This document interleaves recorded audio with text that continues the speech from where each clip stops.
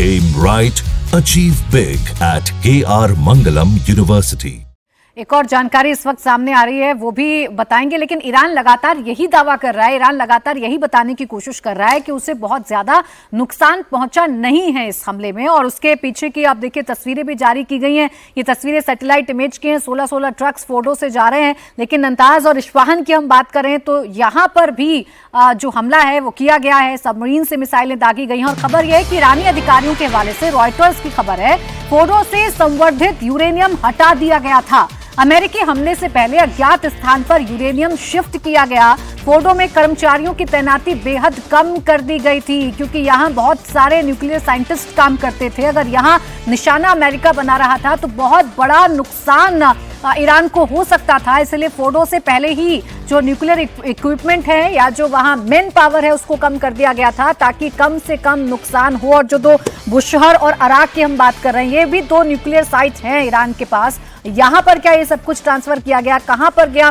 Kulkarni sir, क्या Iran पहले से जानता था, उसको पहले से सब कुछ पता था, इसलिए वो तैयारी बहुत पहले से कर रहा था? ये सिर्फ 2 दिन की बात नहीं है। वो मार्च जो बयान सामने आया, वो बहुत पहले से तैयारी कर रहा था कि भाई मुझे न्यूक्लियर बनने नहीं देंगे ये इजराइल और अमेरिका, तो मुझे जो करना है बड़ी साफगोई के साथ करना है, बहुत सुरक्षित माहौल में करना है। कोई शक ही नहीं है प्राची की ईरान अपने तरीके से ऑप्शंस सब ढूंढ रहा था और कहाँ पे क्या करेगा उसके लिए मोसाद अंदर था। प्लस जैसे आप समझ सकते हैं कि आपका चैनल किस प्रकार से और किस एक्यूरेसी से दिखा रहा है कि क्या हो, किस तरीके से उनका वो न्यूक्लियर बेस है।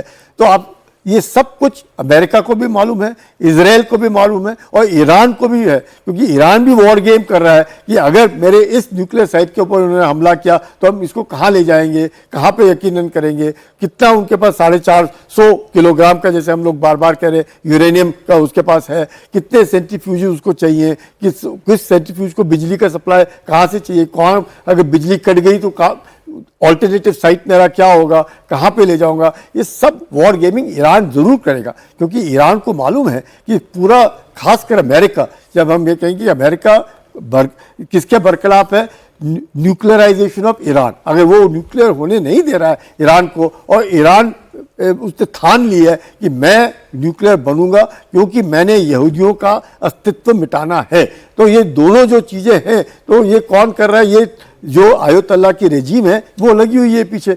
तो साइमल्टेनियसली अभी जिस प्रकार से अमेरिका ने मदद की है इजराइल की इन 3 न्यूक्लियर साइट्स को बर्बाद करने की, अब बाकी कार्रवाई इसके बाद शुरू होगी। अब ईरान क्या कभी कहेगा कि मैं तो बिल्कुल मेरा नुकसान हो गया? कभी नहीं कहेगा। क्या ईरान कहेगा कि ईरान अभी तक क्या कह रहा था, कल तक कह रहा है और आज भी कहेगा कि हम तो न्यूक्लियर प्रोग्राम हमारा बहुत फॉर पीसफुल पर्पसेस, खुद ही कह रहे हैं वो peaceful purposes. If it is for peaceful purposes, इतनी जरूरत ही क्या है? Nobody does it for peaceful purposes. आप जापान में 30% of the power comes from nuclear, 30%। उसके फुकुशिमा के बाद अब 8% हो गया है। हम लोग भी पावर ड्रॉ करते हैं, हम कोई इस तरह थोड़ी कि 200 मीटर जमीन में जाकर के पावर प्लांट बनाते हैं। ये सब ये कहने की बातें हैं। तो ईरान दूध का धुला नहीं है।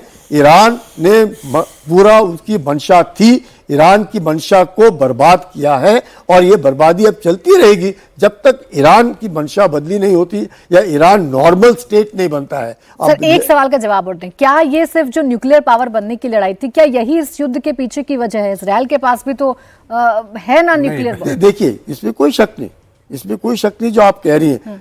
मकसद वही है। क्यों? पाकिस्तान के पास भी इस्लामिक बम है। अगर पाकिस्तान के पास है, हिंदुस्तान के पास भी है, चीन के पास भी है, फ्रांस के पास भी है, यूके के पास भी है, इजराइल के पास भी है, अमेरिका के पास है, रूस, सभी के पास है। तो इनके क्यों? They are not a trustworthy state. उनका मकसद ये है यहूदियों को बर्बाद करना, यहूदियों का नामो निशान मिटाना। उस मकसद से उनको ये चाहिए, हमारा उसके लिए नहीं है। हमने किसी को कहा, हाँ, आपने